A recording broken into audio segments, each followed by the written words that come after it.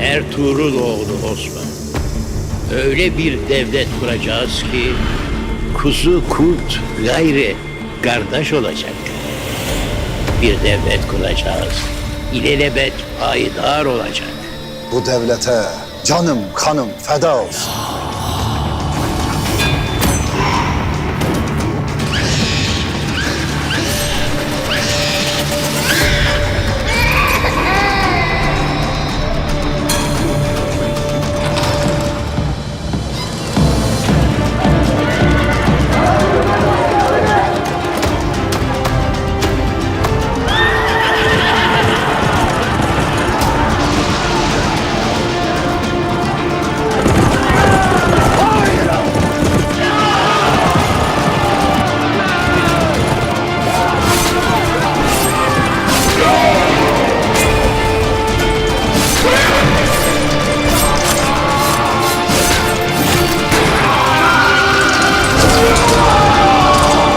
Kuruluş Osman yeni sezonuyla yakında ATV'de.